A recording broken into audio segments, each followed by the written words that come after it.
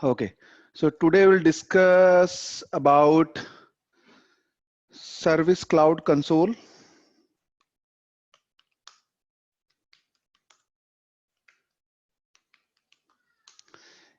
Agent Console,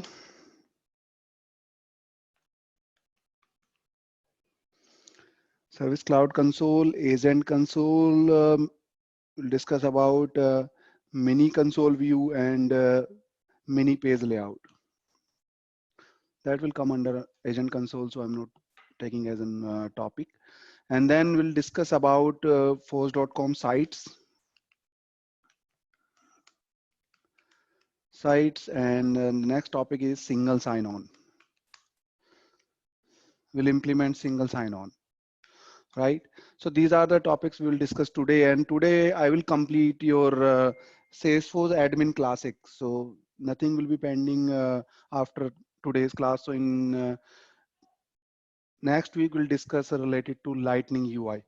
Okay, so let's just start with Service Cloud Console. So what is Service Cloud Console basically? So it is basically used by support agents just to get quicker access of the UI. So what is the quicker access? Quicker access means like on a single screen you can access each and everything, and the UI will be user friendly, and with few clicks you can get all the information on a single page. So this kind of thing you can develop with Service Cloud Console. Basically it comes under, you know, the service part of the Salesforce. As you are aware, first we have discussed about marketing, then we discussed about sales. Now after sales there is the next part is service. So in service, what we generally do, we generally provide service related to our product, and our agents who are our representatives will generally solve the customer queries, right? So at the time of resolving the customer queries, if they need to access the UI, the Salesforce UI, then the Service Cloud Console generally helps them, right, for the quicker access of the each and every information on a single page. So that kind of thing we can do. And Service Cloud Console is just a Salesforce application, like we have Star Pharma, service, sales, marketing, right? Sun Pharma, all these are the apps, Salesforce applications. So in the same way, you can create the console application. Console meaning like collective, like consolidated. So it generally mean like you will get everything on a single page, right? So let me just create a Service Cloud Console app just to show you how you can do that. So you can simply type apps here in order to create that. Here in the apps section, you can see you will get a new button. Here, initially what we were doing, we were creating custom applications. We were not uh, we were not creating any console application, but this time we'll create the console application because we are just working on console.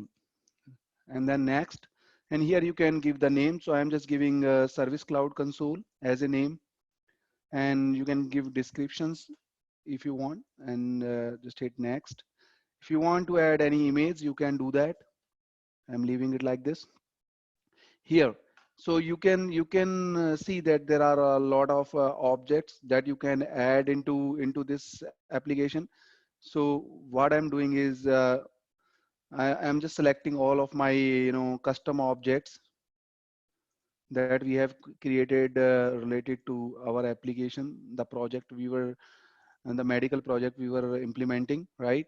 So these are the products we have, these are the objects we have created, and then we can remove the cases, right? So now next, here, so in console apps, we generally get two kind of tabs, the primary tab and the sub tab.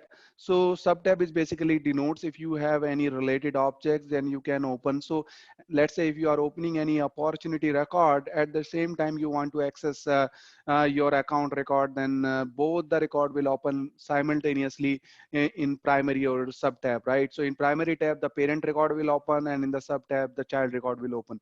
So you can select, like, as a student doesn't have any kind of parent or child relationship with anybody, so that sub tab option is not coming here. For the student product invoice, the subtab. So just as soon as you will click on the subtab, it will show like these are the two field in which we have the lookup relationship with product invoice. So you can pretty much do that, this kind of stuff. So sample has the product and the visit as a lookup field. And so let's say if I want to select a pharma product as a lookup of sample and just hit next. Here it is asking for the profile permission, so you all are aware what it is, and then you can simply save it, right? So here we have created a console app, and that particular app will be visible here. So you can see Service Cloud Console app is visible in the app section. As soon as you will click on this particular app, the complete UI will be changed into the console UI. So let me just click on this app. Here you can see that everything is changed now. The complete UI is changed, right? So here you can, from here you can see, you can access all the object from a drop down. So student, so here you can see no recent student here, all, and we don't have any record in the student. So let me just select another, let's say sample. We don't have any record in sample as well. I think we have deleted all the record. No record is there in this org.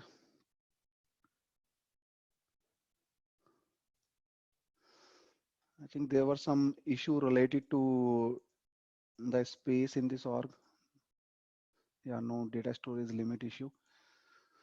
Okay.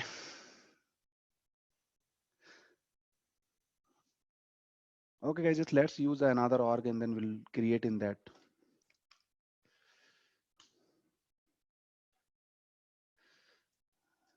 We are using this app, I think.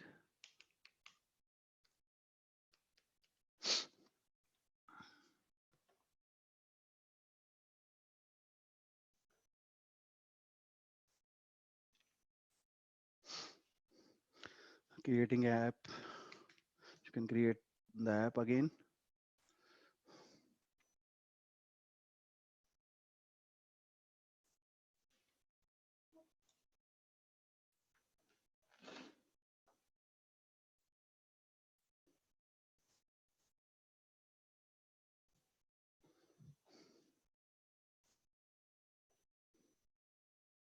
Pratik bhai, what's the difference between custom app and console? Console app, as I told you, like it generally work for the service kind of stuff, or it means the console. What is the meaning of console? Is a collective thing, right? So you are getting all the, right now you can see if you will select sales, you will get each and every tab separately, and after clicking on the tab, the information will only be displayed related to that tab only, right? So but in this console app, you will get everything. Whatever you are selecting here will be in a collective kind of page, and in a single page you can select everything. So let me just complete it, you will get the benefit of this. Okay. Pratik, is it something like console is for end user? No, end user, we have communities and the force.com sites, but it Okay, is for our agents, right? The okay, agents we are. So let me just complete it. You will get the benefit. It is related, like if you want each and every information on a single kind of page, the consolidated page, right? So you will get that thing, right? Let me just create it. You will get the benefit. Just give me a minute.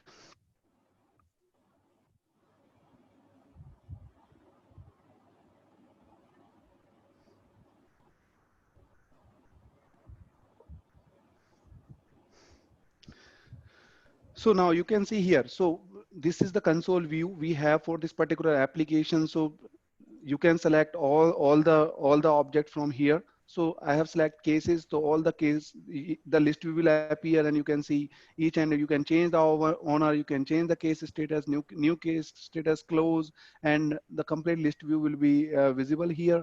And if you will open any record, then the record will open in a new tab. So you won't lose any page here. So if you want to get back on the list view, you can get back, and the tab will open in the next tab. The record will open in the next tab. Here, each and everything will come under. You can log the calls. You can use that. You can create notes, sales status change. Everything will come like this, right? And same thing, right? If you will go to account, right? So now the case is open. You are working on this case. You just want to check some information related to that account, right? So if I will click on this account, this particular account will open into the next tab, right? So you can simply switch between these, and you can work on that. Or as we have created sub tab for opportunity, the account tab. So you can see if I will open any opportunity, right? So I have opened this opportunity. So here you can see the opportunity is here, and you can see the account is here. So we have created a sub tab for opportunity and the primary tab for account. So now you can access both the information simultaneously, right? So this is how you can use this console view. It is basically for the pupils who all are working on customer queries, and the kind of platform in which they need all the information on a single page for a quick access. So basically this particular view is created just to get a quick access of the related thing of a particular account, object, or whatever the record you want to view, right? I hope you Pratik understand bhai, now. uh, Yeah, yeah. Tell me. here, here opportunity is in the subtab because it is child object and Correct. account Child in of the the main account, tab. right? That's true, right? Okay, So this okay. is this is basically an application in which we are getting this view because we have selected console. Console means that they are just giving this view as an collective information. So we are all the objects are coming here, all the tabs are coming as a drop down. So you don't have to go and just scroll the things, and you can select the object in which you want to work at the same time. So let's say if you are working on this account, so you just want to check all the related objects record. So you can simply go to that object and open that record in the same tab, that kind of stuff. So it is just giving you a quicker access of the information, right? So, and any question till now? No. Okay, cool. So now we have two more things. One is the highlight panel and the interaction log view. So these are the two things you can also enable for this layout, for this view. So what you can do here is you can simply go back. Let me just remove, close all primary tab, right? So let me just open one account.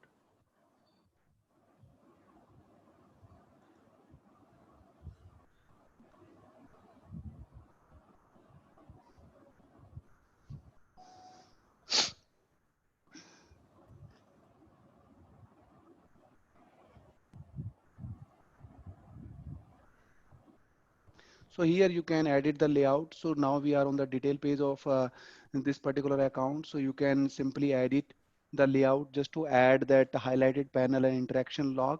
So here you can see the layout property option. So we are in the page layout. So here you can see in the layout properties, uh, the two checkbox will come, the highlight panel and the interaction log. Show in the console, show in the console.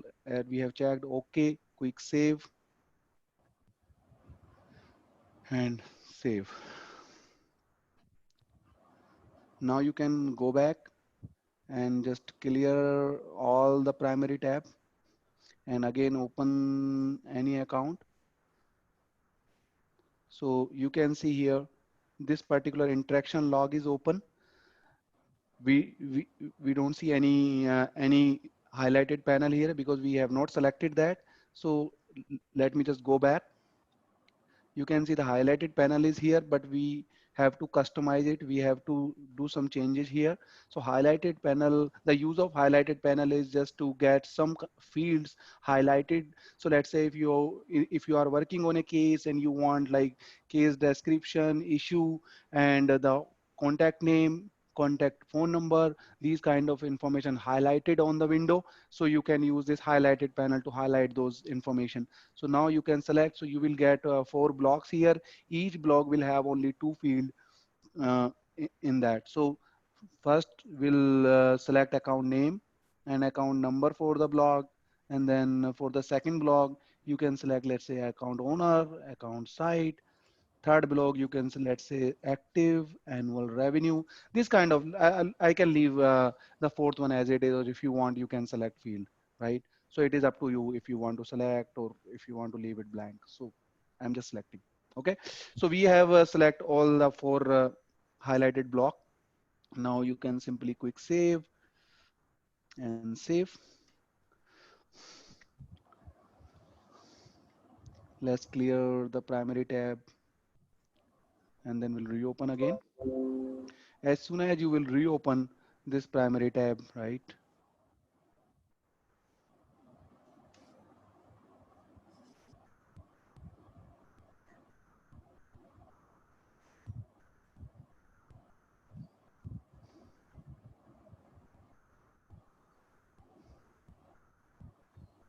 That panel is selected.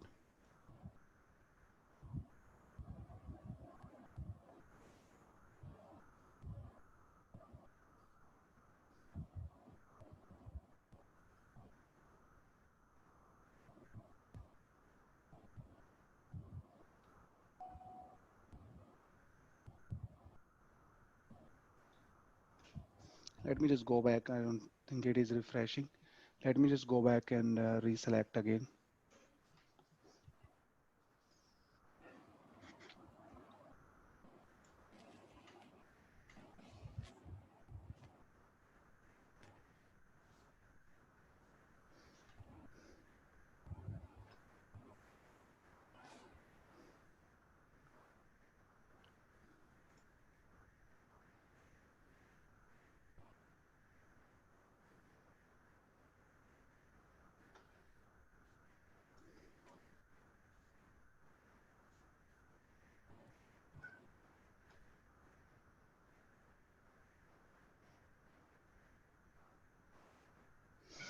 It is not showing the highlighted panel. Let me just choose another object. I don't know what is happening with it.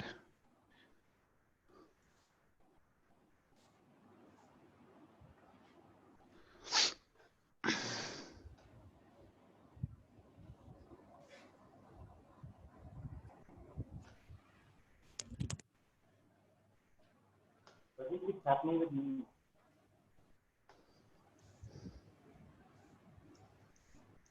Hello, Pratik.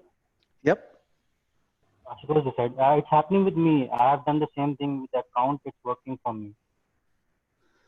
it's working for you. I don't know. There's something wrong with this org only.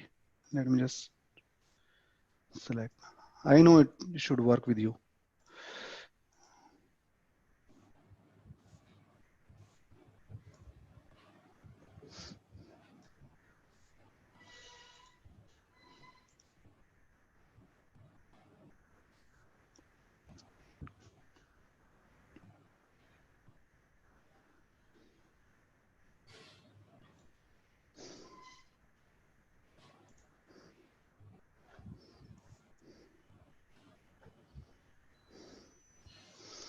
It's not working with this org. Let me just show you in another org how it will look like.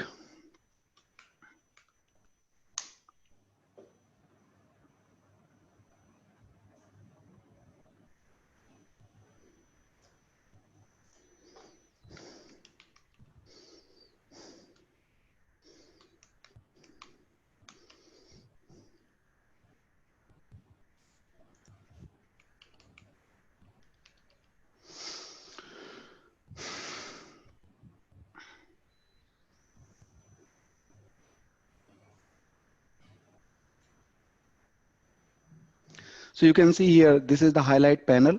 So here we have highlighted these fields for the account, and these fields are highlighted in front of this page, right? And here you can see the interaction log. Interaction log, if you want to save some activity, some notes, right? So you can create some activity. So let's say if I want to send an email, this is my email, and you want to save logs, the logs will save in the activity history. So these are the quick notes you can create from here. So here you can create the email thing, right? So this is how you can use the highlighted panel and the interaction log in the console view. Any question, guys? So just try it at your end and it will work for your org. I don't know why it is not working with this. So I will check and let you know. But the procedure of creating it is same. So you will get it in your org, as somebody already told me that is it is working for him, right? So you can get this.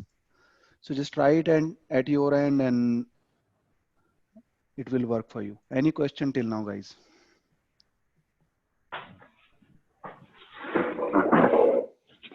Any question from anybody I will related try to it console? and let you know. It will work, right? It is working in this org. The procedure is same, right? So what we Okay. did is we have added the layout. If you will check in this org, we have added the layout, right? So here you can see we have added these things in the highlighted panel. Or same thing you are getting here in the console, right? So procedure is same. It will work for you. It will work for you.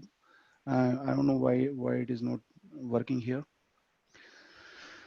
Okay, so you will get the highlighted panel like this, and in the same way you will get the interaction log. Interaction log is used just to create some quick logs on that particular record. So this is how you can create the service console app, right? That we have created. The next topic is to work on the agent console tab. So this is the application, and we can also create a console tab, right? Just to provide the same kind of view, but here we are just getting a detail page. But if you want to get all the related object, each and everything on the single page, and it can be accessed with the tab. So for that you can create a agent console tab, right? So this is called as agent console. So for that, what you can do here is you can simply go to your page layout.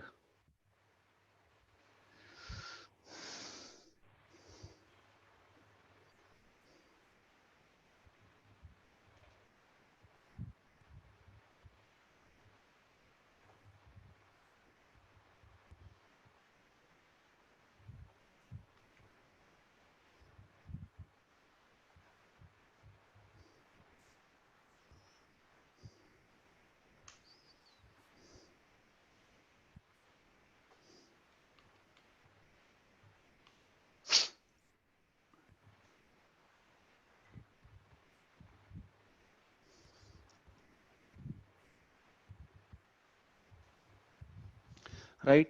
So in order to do that, in order to create the agent console tab, you can simply go to your profile, the quick find box, just select a profile, and or you can also go to user, and from there you can easily select the profile.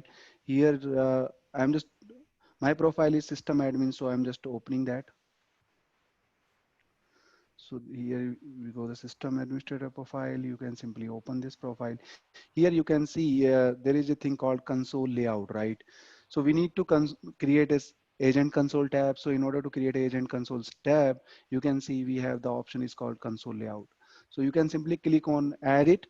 And as we don't have any console layout listed currently, so it can give you the option to create a new console layout. So you can simply go to continue. You can give the name of the tab. So let's say if I want to give as console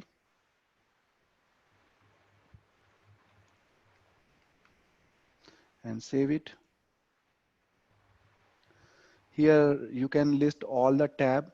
So in a single tab, you will get all the tab that those you will select from here. So let's say if I want to select account, contact, opportunity, product, right?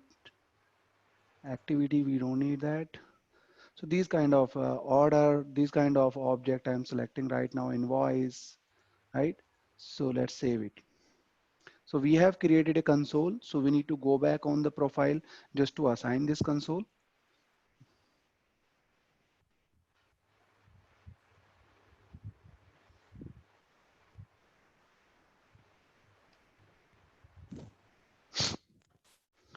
Again, I'm going to my profile, the system administrator profile.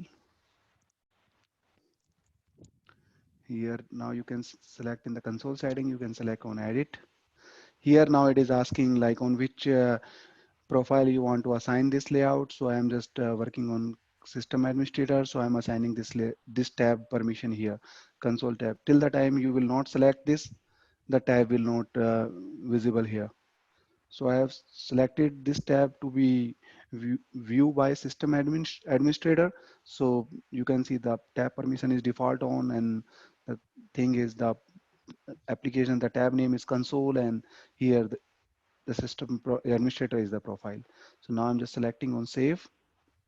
So we have configured it, the console layout, and now the tab is created. So the tab should be visible. So you can customize it to be visible here. You can simply go here.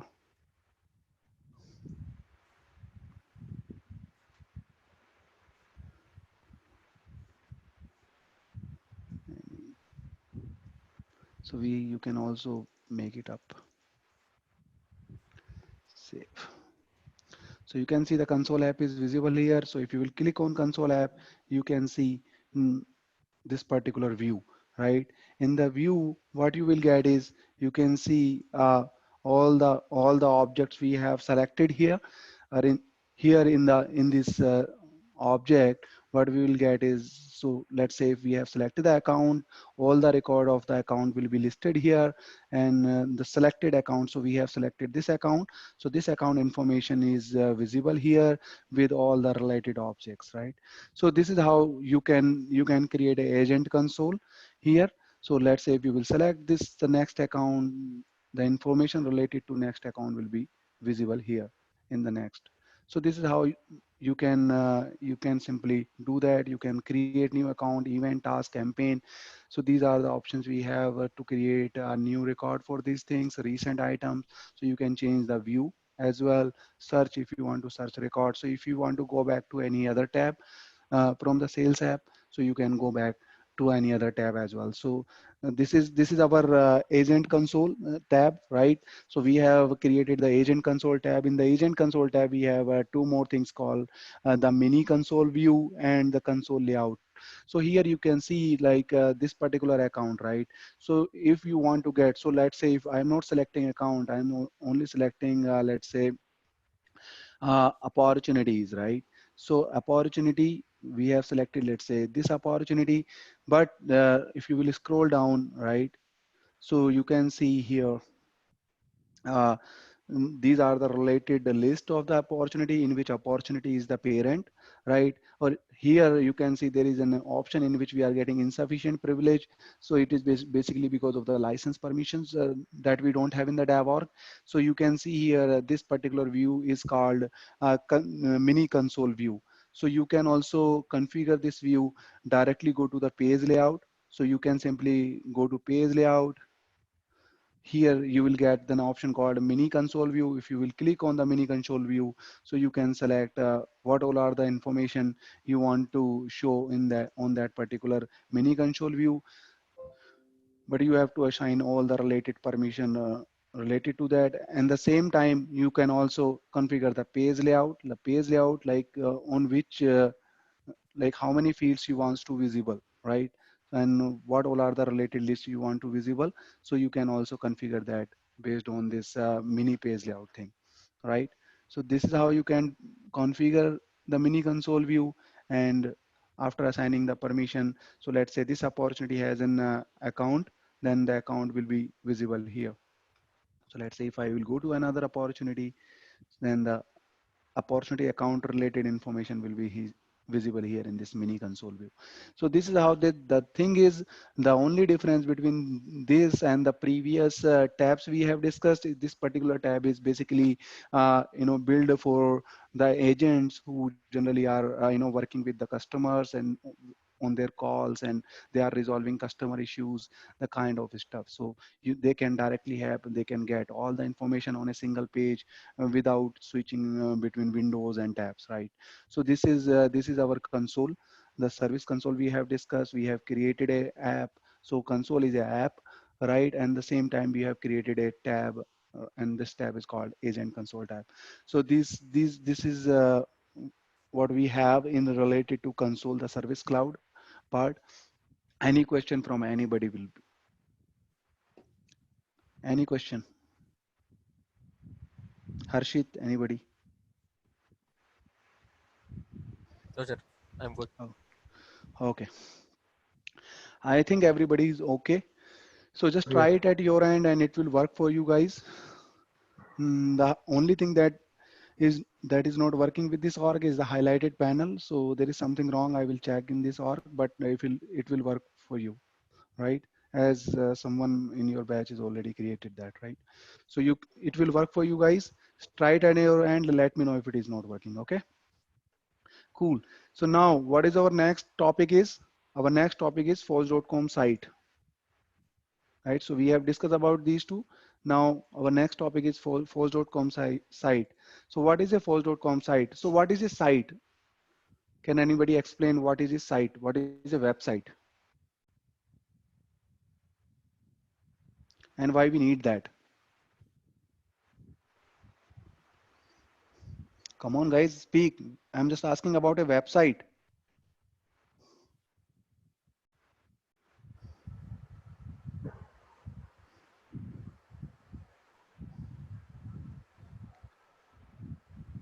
Sir, website is a collection of web pages actually, which Uh, showing the unique information about that company, product, or organization. Absolutely. So website, why we need that? Because we want to display some information related to our company and we want some interaction with our customers that via internet.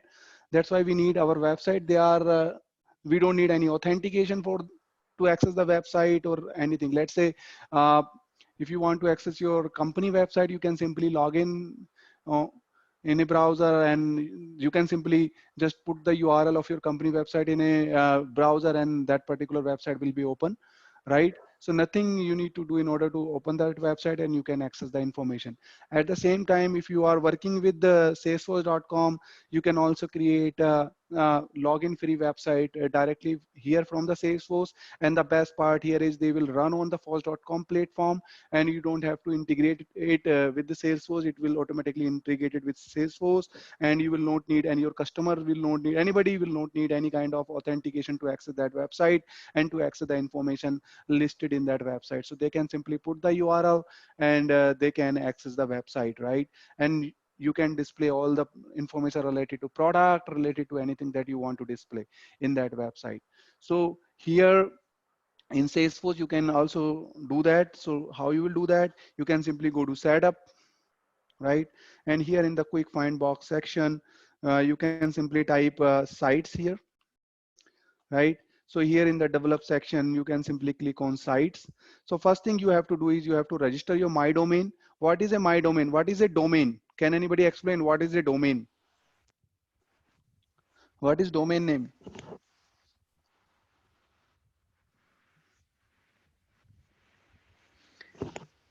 Let's say you are working in SCL, right? So what do you need to type in order to get the SCL, in order to access the SCL website, right?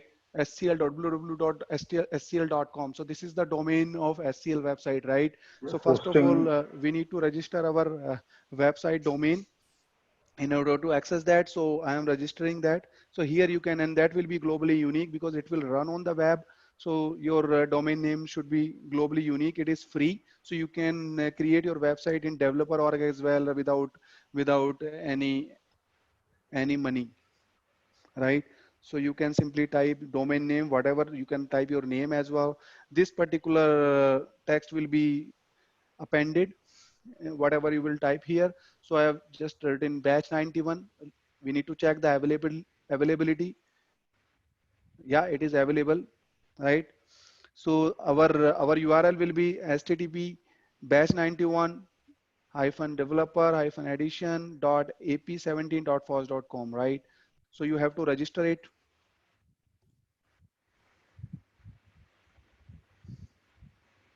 It is registering your domain. It is done, right? After registering the domain, it will ask you to create a new site.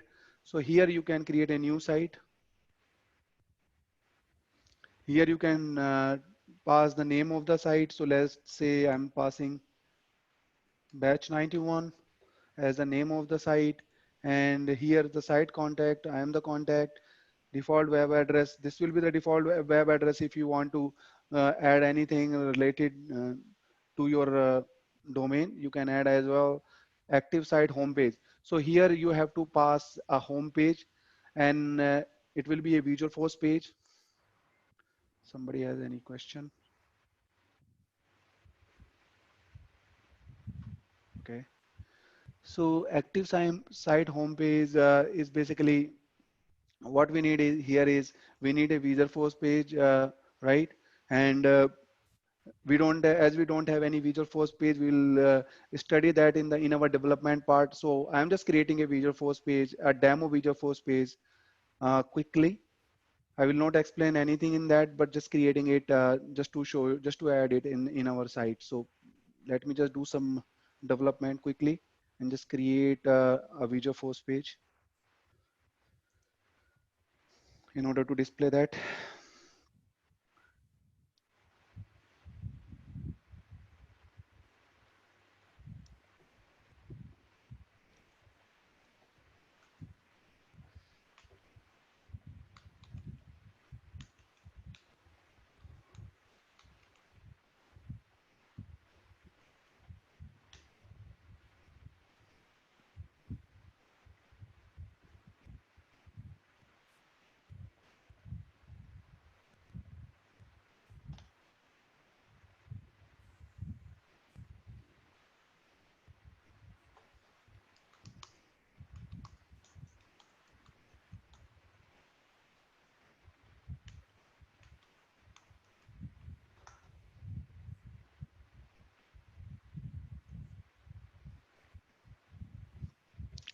Have just created a simple Visualforce page with the name is my site homepage, and I'm going to use this here. Let me just type the name my site homepage created by me, right? So we can directly use this. And inactive, so if your site is under maintenance or anything, that this particular page will open, and you can check that in the preview as well. So in like 404 or that kind of page, if you want to show, you can also create a Visualforce page with that information, and you can select that page here. Site template, so we can use this template, we can remove this for now. We'll discuss this later. And now I'm just clicking on save. Everything will remain same. So you can see here, uh, we have created the site, and you can see here, this is our site URL, right? Let me just open this.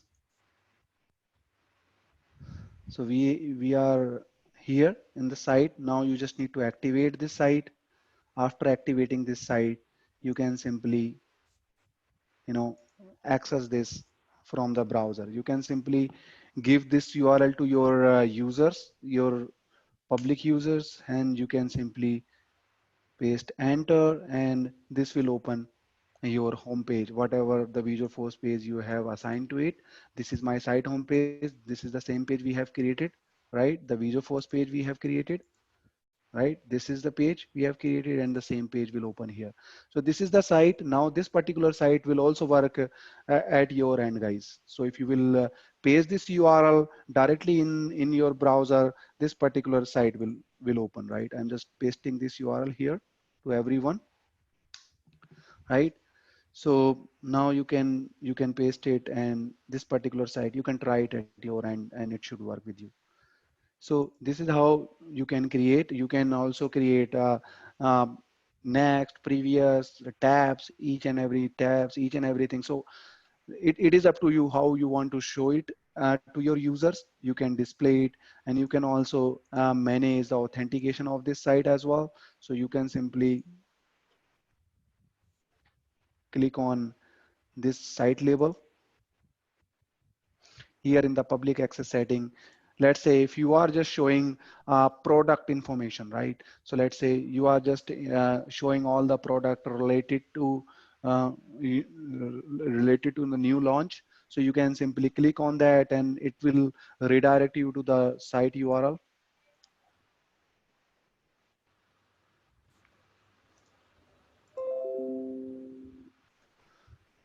here, like from this screen, right? So, or from the, you can go back here, right? So we have, like, if you will go to sites here in the site label, you can simply click on this and it will take you to the batch 91 site profile you have, they have created for you. Here you, site page they have created, and in the public access setting it will take you the profile we are using for the site user.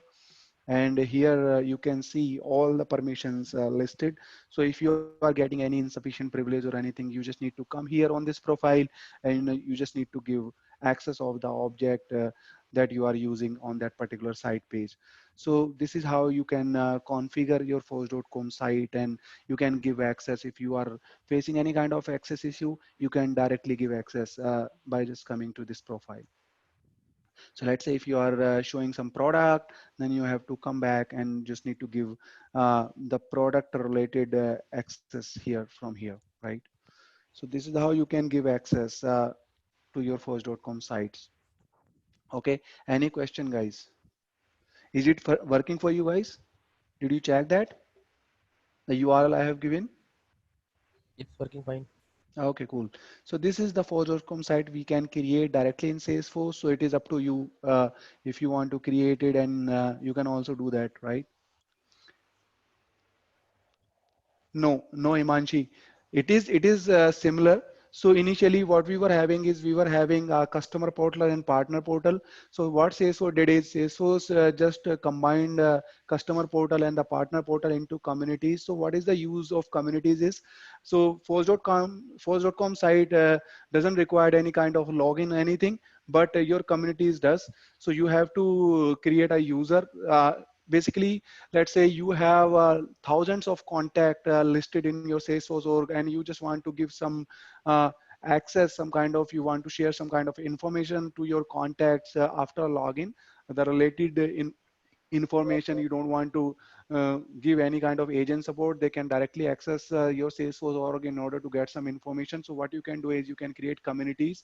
So if you will create user directly in Salesforce org, then you have to purchase the license, and it is very expensive. So what Salesforce did is they have created community licenses, and they are very cheap. So you don't have to purchase a user license. So for your contacts, you can create a community, and based on the community license, they can access whatever is accessed by the community, and they can log in, right? But for these sites, they don't have to, you don't have to purchase any license, anything. This is public, anybody can access directly from the web. Community is basically for your customers and your partners. Sites is basically for everybody. Cool. So any question from anybody else? Okay, cool. So now what is our next topic is single sign-on. So everybody is using single sign-on. Can anybody explain what is single sign-on? Anybody? Anybody heard about Okta or ADFS? Okta login or ADFS in your No. company? Particular single sign-on, what happens is like we sign in with in one of our applications, and that with one sign-in we can like use all other applications. That there is no need for us to sign in all other applications. So what happens? So let me just give you a live example. So let's say you are joining a company, right? So you are joining a ABC company. So what they generally do is they generally configure your laptop, right? And the Windows password. So they are just giving you a Windows password, generally your Outlook email and a password, right? Or a username and a password, right?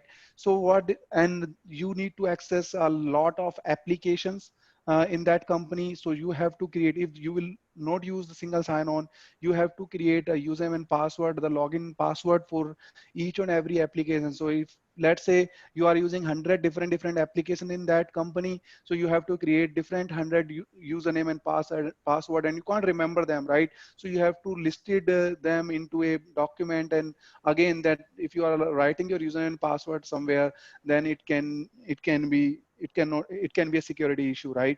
So single sign-on is basically with a single username and password, you can log in into your entire set of application, right? So with a single username and password, you can use for everything. So Himanshi, this is not the answer actually, whatever you have written. So basically, it is not one time one user can log in. You can log in.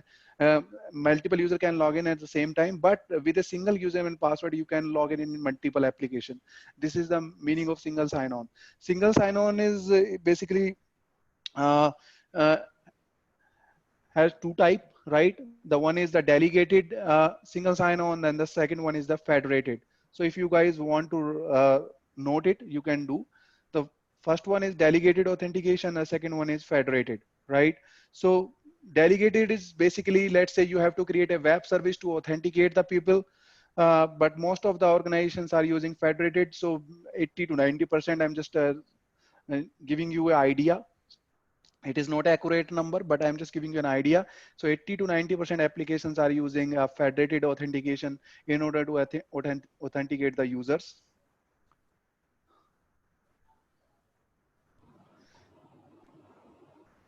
Yes, that's correct.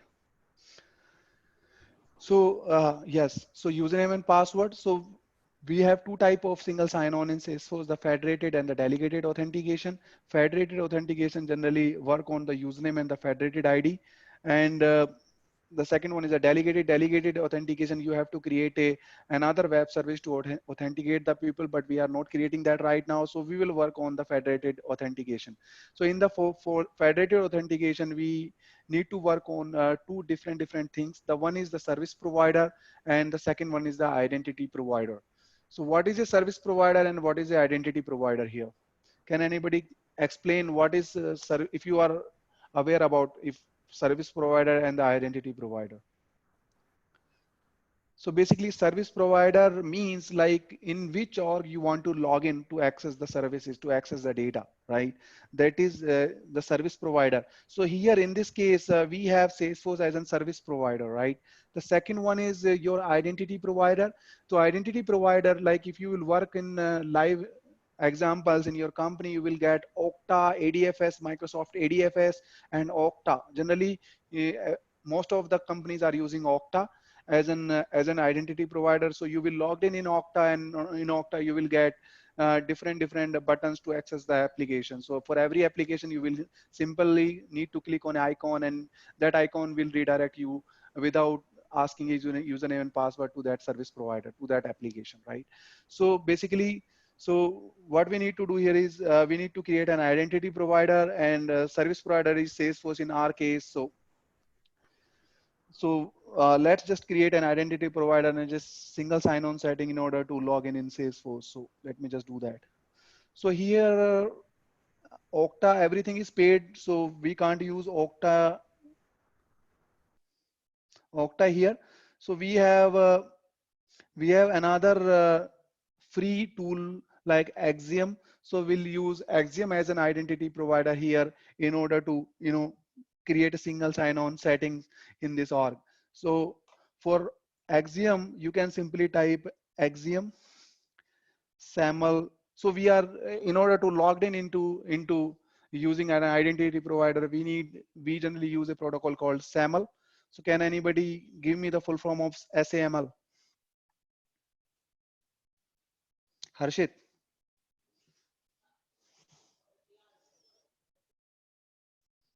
Full form of SAML.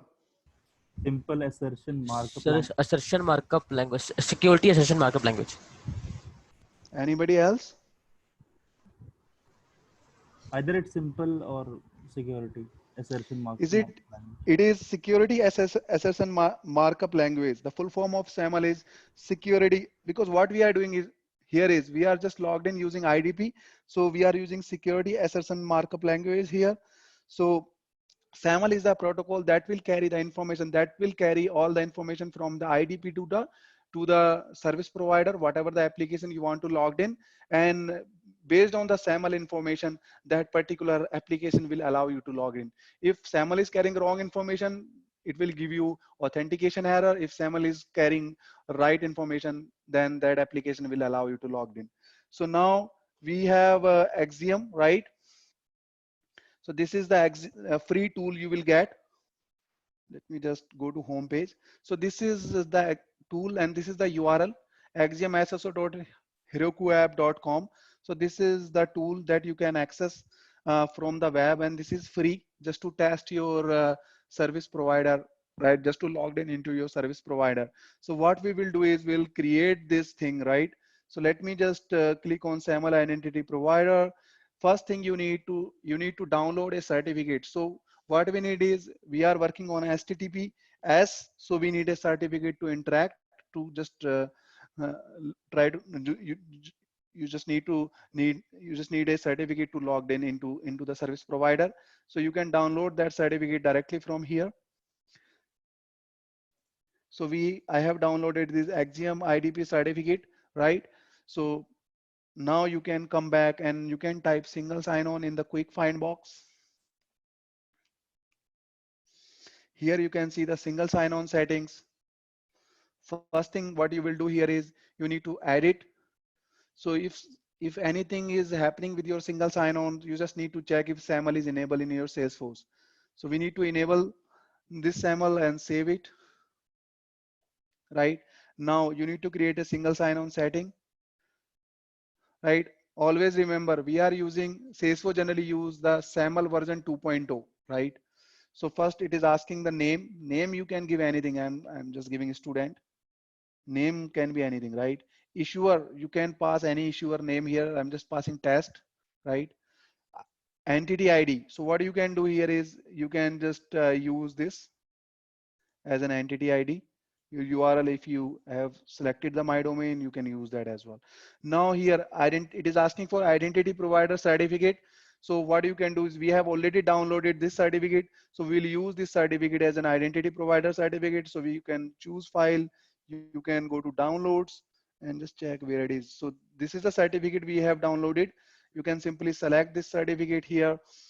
Signing certificate, just self-signed is okay. We'll discuss all this, what is self-signed and what is CA signed in our integration part.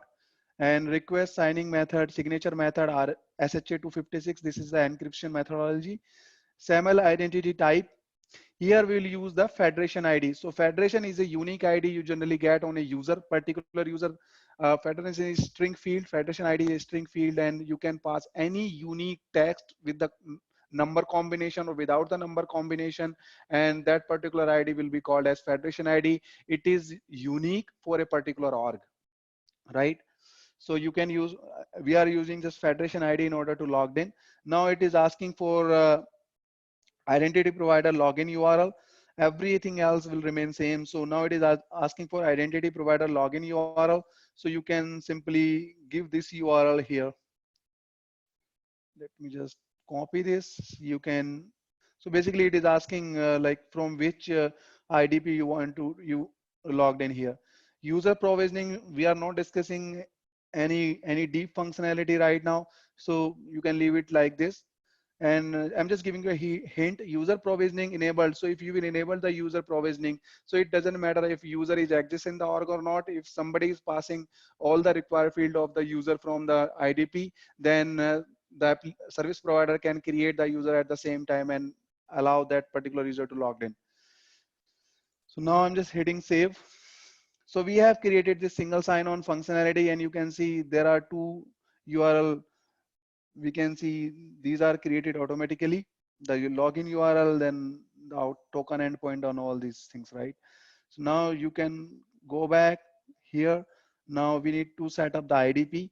So the version we are using is 2.0. The first thing now what we need to do here is we need to pass the federation ID. So let me just go to user. We need to create the federation ID. Let me just go to user. This is the user. Let's say if I'm creating for myself, and let's click on edit. So if you will scroll down in the single sign-on information, you can see there is a field called federation ID. You can pass anything. Let's say I'm just passing 1, 2, 3, 4, 5 here. So it is a unique ID I have assigned to this particular user. Let's just save it. Now I'm passing the same federation ID here. because I want to log in with this federation ID. Issuer, what is the issuer here in the single sign-on setting? The issuer is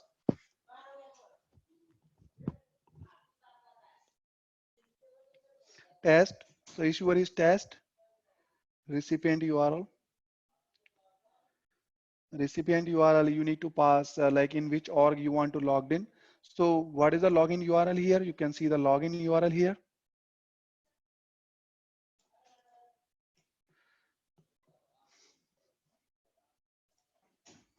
In the recipient URL, you can simply paste this login URL. And the entity ID, you can, whatever you have passed here, you can pass in the entity ID. So let me just pass this entity ID. Let me just change this entity ID. Both should be same. I think it is not copied.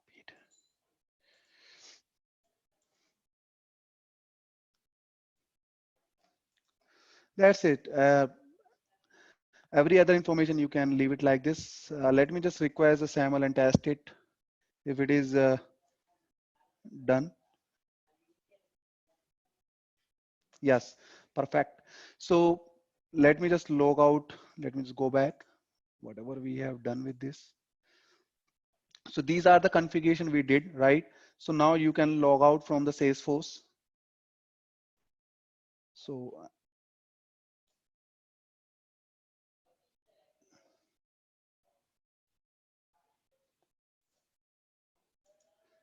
So now here in this, so as soon as you will click on the request SAML response, it will create a formatted SAML response. This is a XML document that will be created. So let me just copy it and paste it in the notepad. Just want to show you something.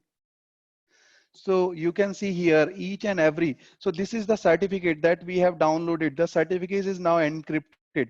So we have lots of tool on the internet, DigiCert or anything. Let me just open those tools if I can access. Uh, certificate.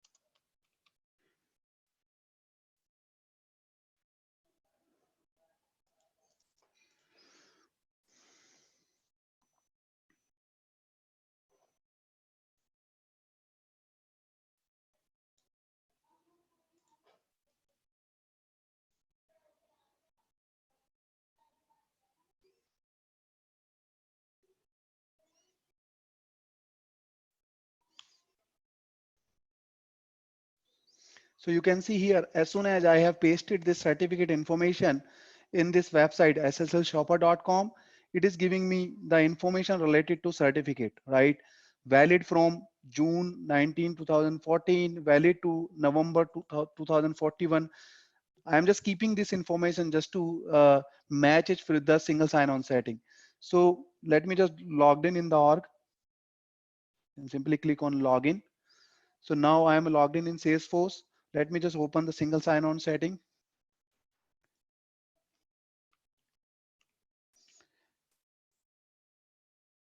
So this is our single sign-on setting, and you can see here the certificate information. The certificate expiration date is 5 November 2041, and you can see the November 4 2041, right?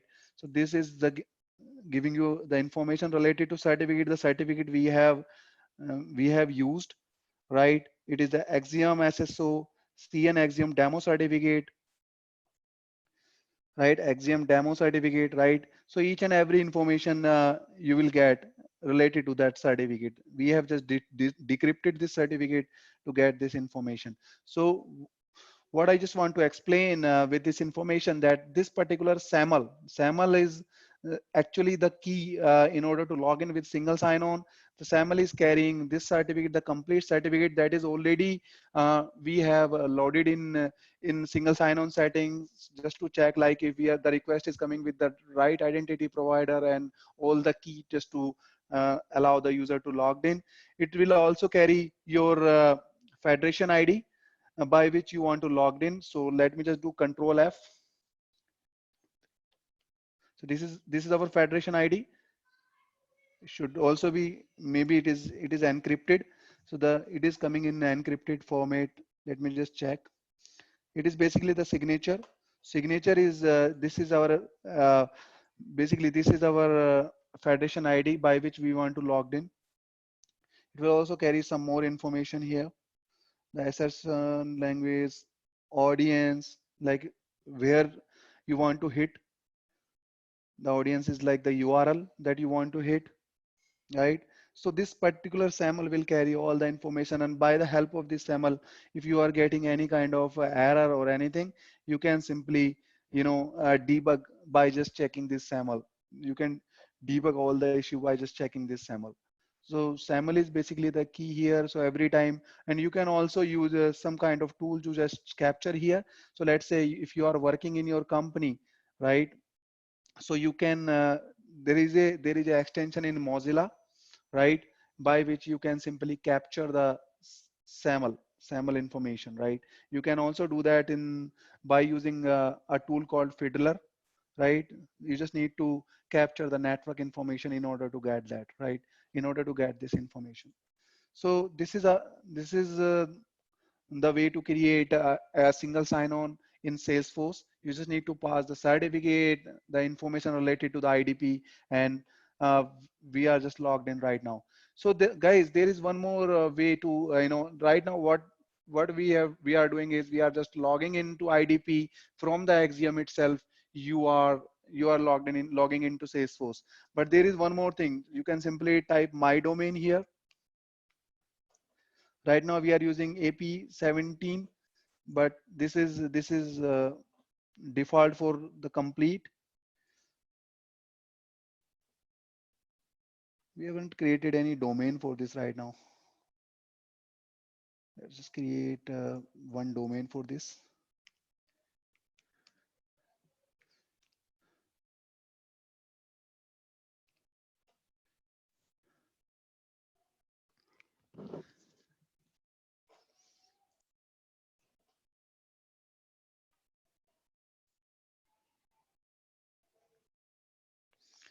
Domain name is same like what we did with that org for the site, right?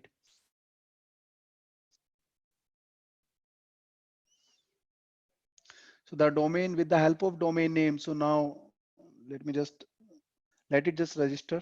It can take 1 minute. So this particular will be the domain name, and by this you can simply you don't have to type that login.salesforce.com. You can simply paste this URL into the browser, and the login screen will automatically appear, right? Let it just register. So in the meantime, you can simply note that in order to capture the SAML request, you can use a tool called SAML Tracer. This is the Mozilla extension, SAML Tracer for Firefox. So this is the extension you can use in order to get the SAML, right? SAML traced. because right now we are using Axiom, so we are able to see that complete XML, the SAML request.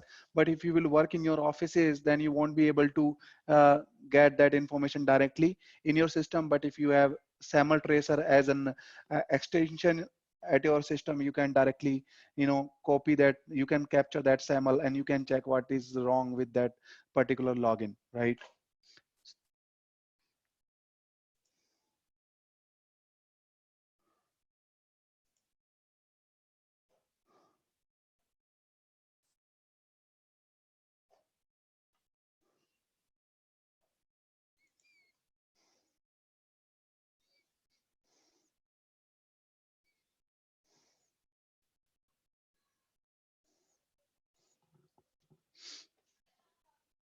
Just wait for 1 minute and it will register. Any question till now, guys, you can ask related to single sign-on. So you can see here this particular domain is registered. So you have to logged in with this domain. Now you can see the URL is changed. So it is base91.2, and now you can deploy it to user. So the thing I want to show you guys is you can simply go to edit. Here you can see the authentication services, right? So here you can see the one thing is checked is called the login form. If you will uncheck it, the login form will not appear. And if I will select, the name of our single sign-on setting will appear here. So what is the name of our single sign-on setting is student, right? So I'm just selecting it as well. So now I'm just saving it, closing each and every browser right now, right? So we have saved it. Here you can also restrict your user from login to login.salesforce.com. If you only want your user to submit your domain name, so you can prevent your user from login with this URL login.salesforce.com, right? So now what we did is we have in the authentication service, the user can put the login.salesforce.com and the domain name as well, right? So let me just log out from here. What is a domain name? You are aware what about your domain name? This is your domain name, right? So let me just log out from this. So we are logged out. So you can just paste, enter. So you can see I have just written my domain here, and it will automatically pick your username. So leave it. Now you can see there is a button called students. This is our single sign-on setting, right? So there are two types of SSO. One is IDP initiated, and the second one is SC initiated, the service provider initiated. So in our previous example, we have logged in using IDP initiated. IDP initiated means IDP, the request is initiated by your identity provider. So for what we did is we have clicked login button from the single sign-on, and the process was initiated from the IDP only. But right now we'll click on this button and it will redirect us to IDP, and this is called SP initiated. SP initiated means the request is initiated from service provider, right? So we are in the service provider, we are clicking on a button called student, or I'm just clicking on this button, and now you can see we are here on Axiom, right? So as we are only using Axiom, that is why you need to pass this information, some information again, because it is not carrying that information automatically. But if you are working on Okta and ADFS, you won't even see that page. It will automatically logged into Salesforce. So let me just quickly give all the information. This is same. What was our recipient URL? This same identity provider was, what was our identity provider? This one. Everything is same, I think. Just request the SAML and just try to log in.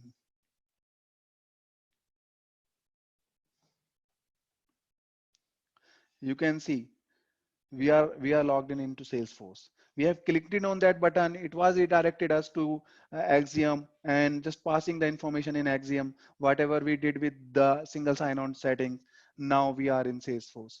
So this is how you can simply create your single sign-on setting. So what we have discussed identity provider, IDP initiated, SP initiated, what is a single sign-on, how we can configure a single sign-on in Salesforce, what are the steps, what is Federation ID, and we have also discussed about Service Cloud Console. We have also discussed about Console Agent. We have also discussed about Force.com sites. So lot of things we have covered in today's class, and let me just stop the recording and then we'll discuss the further things. So right now we are not going to cover anything related to Lightning. Sorry, in class.